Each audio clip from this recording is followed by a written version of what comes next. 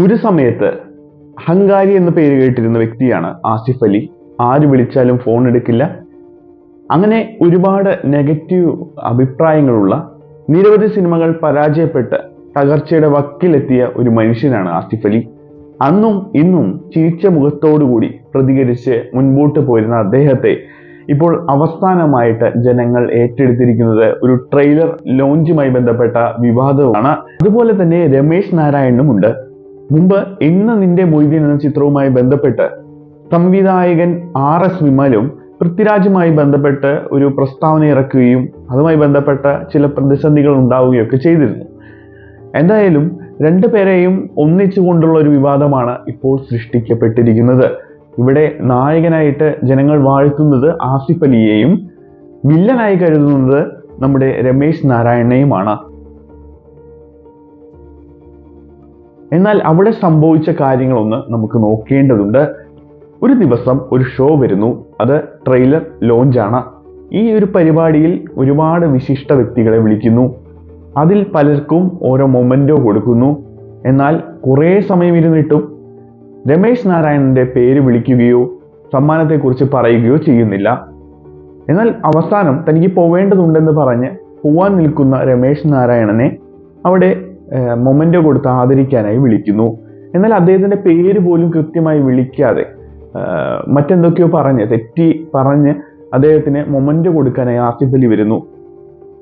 സ്വാഭാവികമായിട്ടും അദ്ദേഹത്തെ സംബന്ധിച്ചിടത്തോളം അദ്ദേഹത്തിന്റെ പഴയ കാലഘട്ടം നമുക്കറിയില്ല.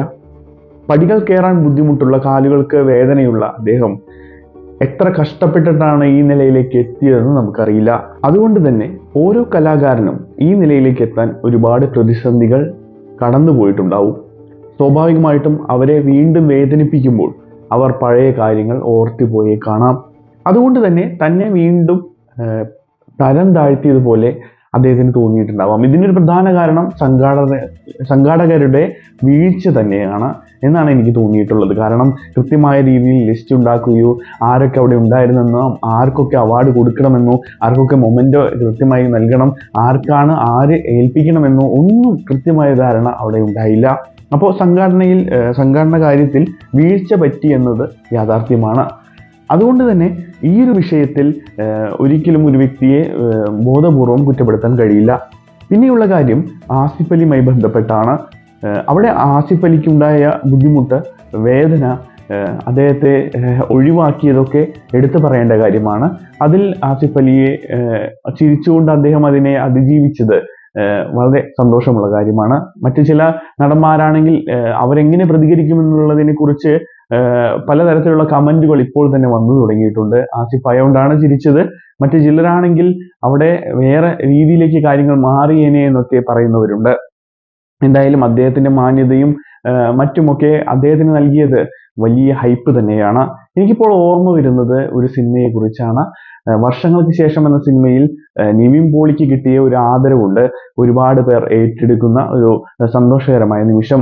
അതുപോലെ ഇവിടെ ആസിഫ് അലി ഇപ്പോൾ നായകനാണ്. അദ്ദേഹത്തിന്റെ അവസാന സിനിമ തലവനും വൻ ഹിറ്റായിരുന്നു.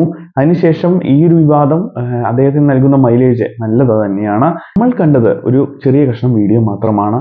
അതുകൊണ്ട് അവരെ വിലയിരുത്തുന്നത് ഒരിക്കലും നല്ല കാര്യമല്ല. ഞാൻ പറയുന്നത് രമേശ് നാരായണനെ കുറിച്ചാണ്. അദ്ദേഹത്തിനുണ്ടായ ആ നേരത്തെ വിഷമം കാരണം അദ്ദേഹം ആ നേരത്ത് ആസിഫ് അലിയെ ശ്രദ്ധിക്കാതിരിക്കുകയും തനിക്ക് വേഗം മൊമെന്റ് തരാനായിട്ട്, അതായത് അവിടെ ആ പറഞ്ഞ കാര്യങ്ങൾ എന്താണെന്ന് കേൾക്കാൻ പോലും അദ്ദേഹത്തിന് മനസ്സിലായിട്ടുണ്ടാവില്ല. പെട്ടെന്ന് തന്റെ പേര് തെറ്റി വിളിക്കുന്നു, തനിക്ക് മൊമെന്റ് തരാനായി ഒരാൾ വരുന്നു, പോവാനുള്ള തിരക്കുണ്ട്, തന്നെ വിളിക്കാത്തതിന്റെ പരിഭവമുണ്ട്, വിഷമമുണ്ട്, ആ ഒരുപാട് കാര്യങ്ങൾ അദ്ദേഹത്തിന് മനസ്സിലുണ്ടായിട്ടുണ്ടാവും. ആ സമയത്താണ് ഒരാൾ കൊണ്ടുതരുന്നത്, ആരാണെന്ന് പോലും ചിലപ്പോൾ അയാൾ ശ്രദ്ധിച്ചിട്ടുണ്ടാവില്ല. അങ്ങനെ തങ്ങളുടെ കയ്യിൽ നിന്ന് അത് വാങ്ങാനായിട്ട്, ആ ഒരു ഇത് വാങ്ങുന്നതിന് മുമ്പ് അവിടേക്ക് ജയരാജിനെ വിളിക്കുന്നു, അദ്ദേഹത്തിൽ നിന്ന് മൊമെന്റ് വാങ്ങുന്നു. സത്യം പറഞ്ഞു കഴിഞ്ഞാൽ അവിടെ ആസിഫ് അലി എന്ന് പറയുന്ന താരത്തെ ചിലപ്പോൾ അദ്ദേഹം വിചാരിച്ചുകൊണ്ട് ഇയാളെ കളിയാക്കാം അല്ലെങ്കിൽ പുച്ഛിക്ക് ഇയാളെ നിന്ന് വാങ്ങാൻ എനിക്ക് താല്പര്യമില്ല എന്നുള്ളത് അവിടെ ചിന്തിച്ചിട്ട് പോലും ഉണ്ടായിന്ന് വരില്ല. കാരണം ഞാൻ പറഞ്ഞല്ലോ, ഒരു ചെറിയൊരു സമയത്തെ ഭാഗം മാത്രമാണ് നമ്മൾ കണ്ടത്. ഒരു വലിയ പരിപാടിയാണ്, പലരെയും അവിടെ സന്തോഷത്തോടെ ഏറ്റെടുക്കുന്നു, തങ്ങളെ അവിടെ ഒരു വിലയും വെക്കുന്നില്ല എന്നൊക്കെ കാണുമ്പോൾ, പേര് പോലും തെറ്റായി വിളിക്കുമ്പോൾ അത് നമുക്ക് മനസ്സിലാവേണ്ട ഒരു കാര്യമുണ്ട്. നമ്മൾ അത്രയും ഒരുപാട് കഷ്ടപ്പെട്ട് ഒരു നിലയിലെത്തുമ്പോൾ തന്നെ ഒരു വില കുറച്ച് കാണുന്ന ഒരു പരിപാടി കാണുമ്പോൾ ചിലപ്പോൾ അവിടെ തകർന്നു പോയിട്ടുണ്ടാവും ആളുടെ ആ സമയത്തെ മനസ്സ് നമുക്കറിയില്ല. എന്തായാലും ഇതിനൊക്കെ കൃത്യമായ മറുപടിയുമായിട്ട് ഇപ്പോൾ ആസിഫ് അലിയും രമേശ് നാരായണനും വന്നിട്ടുണ്ട്. ആസിഫ് അലി നേരിട്ട് വിളിച്ച് സംസാരിക്കുകയും ഈ വിഷയം ഇനി അധികം മുന്നോട്ട് കൊണ്ടുപോവേണ്ട എന്നും ഇത് ഇവിടെ അവസാനിക്കണമെന്നും അദ്ദേഹം പറഞ്ഞു. കാരണം ഈ ഒരു വിഷയത്തെ മതം തിരിഞ്ഞു പോലും വിമർശിക്കുന്നത് സോഷ്യൽ മീഡിയയിൽ തനിക്ക് കാണേണ്ടി വന്നു എന്ന് വിഷമകരമായ കാര്യമായിട്ട് ആസിഫ് അലി പറഞ്ഞു. ഇത് ഒരു നിസ്സാര സംഭവമാണ്. തനിക്ക് അനുഭവപ്പെട്ടത് ഒരു സങ്കടകരമായ കാര്യം തന്നെയാണ് എന്നത് യാഥാർത്ഥ്യമാണ്. കാരണം ആസിഫ് അലിയെ സംബന്ധിച്ചിടത്തോളം അദ്ദേഹം അവിടെ താഴ്ന്നു പോകുന്നൊരു അവസ്ഥ വന്നിട്ടുണ്ട്. കാരണം അദ്ദേഹം ഒരാൾക്ക് അവാർഡ് കൊടുക്കാൻ പോകുമ്പോൾ അത് വാങ്ങാതിരിക്കുമ്പോൾ ഉള്ള വിഷമം, പ്രയാസം എല്ലാം നമ്മൾ അവിടെ കാണേണ്ടതുണ്ട്. ഇതിനർത്ഥം ആസിഫ് അലി തെറ്റുകാരനാണെന്നോ ഒന്നുമല്ല. ആസിഫ് അലി അവിടെ അദ്ദേഹത്തിന് കൊടുത്ത സപ്പോർട്ടൊക്കെ നമ്മൾ ഈ ജനതയുടെ നല്ലൊരു കാര്യമായിട്ട് തന്നെ കാണാം. പക്ഷേ അതിനൊപ്പം രമേശ് നാരായണനെ വിമർശിക്കുമ്പോൾ അതിന്റെ വിമർശനത്തിന്റെ അളവുകോൽ എത്രത്തോളം മുകളിലേക്ക് പോയി എന്നത് നമ്മൾ നോക്കേണ്ടതുണ്ട്. അതാണ് ഇവിടെ പ്രധാനപ്പെട്ടതായിട്ട് എനിക്ക് തോന്നിയൊരു കാര്യം. അതുകൊണ്ട് തന്നെ രമേശ് നാരായണനെ കുറിച്ച് നോക്കുമ്പോൾ ഈ കുറേ കാര്യങ്ങൾ നമ്മൾ ശ്രദ്ധിക്കേണ്ടതുണ്ട്. അവിടെ സംഭവിച്ച സംഘാടകരുടെ പിഴവും അതുമൂലമുണ്ടായിട്ടുള്ള അദ്ദേഹത്തിന്റെ വേദനയും ഒക്കെ നമ്മൾ നോക്കേണ്ടതുണ്ട്. ആ സമയത്ത് ആരാണ് തന്റെ മുമ്പിൽ നിന്നത് പോലും അദ്ദേഹം ശ്രദ്ധിക്കാതെയാണ് ആ കാര്യം ചെയ്തതെന്നത് ഒന്നുകൂടി ഓർക്കുന്നത് നല്ലതാണ്. ഇനി ഈ വിവാദത്തെ ഇനിയും വളർത്തിക്കൊണ്ടു പോവാതെ മറ്റൊരു നല്ല രീതിയിലേക്ക് കൊണ്ടുവരാനായിട്ട് ആസിഫ് അലി കാണിച്ച ആ ഒരു കൃത്യത, ആ ഒരു നല്ല മനസ്സിനെ നമ്മൾ എപ്പോഴും അഭിനന്ദിക്കണം. ആസിഫ് അലി തലവൻ എന്ന ചിത്രത്തിലൂടെ വീണ്ടും മലയാളി പ്രേക്ഷകർക്ക് ഇഷ്ടപ്പെടുന്ന ഒരു നായകനായിട്ട് ഉയർന്നു കഴിഞ്ഞു. ഇനിയും അദ്ദേഹത്തിന് നല്ല നല്ല സിനിമകൾ വരാൻ പോകുന്നുണ്ട്.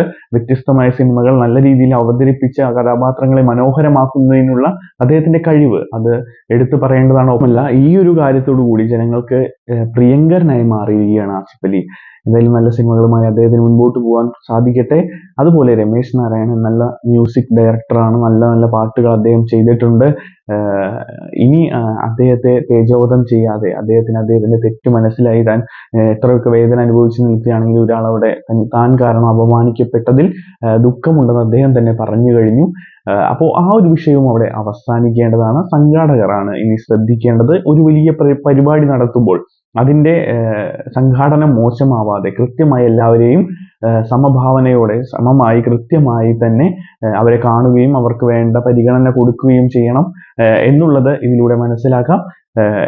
അതാണ് ഇതിലെ പ്രധാനമായിട്ടൊരു പോയിന്റ് എന്ന് പറയുന്നത്. ഒരു വലിയ പരിപാടി നടത്തുമ്പോൾ അവിടെ വരുന്ന ആളുകൾക്ക് എല്ലാവർക്കും തുല്യ പരിഗണന കൊടുക്കേണ്ടതുണ്ട് എന്നത് ഇനിയും ശ്രദ്ധിക്കാതെ ഒരു വലിയ പരിപാടി മുൻപോട്ട് പോകരുത് എന്നത് ഒരു പാഠമായിട്ട് ഇതിൽ നിന്ന് ഉൾക്കൊള്ളണമെന്നാണ് എനിക്ക് പറയാനുള്ളത്. എന്താണ് നിങ്ങളുടെ അഭിപ്രായം? അതൊന്ന് കമന്റ് ആയിട്ട് രേഖപ്പെടുത്തുക. മറ്റൊരു വീഡിയോയിൽ നമുക്ക് വീണ്ടും കാണാം.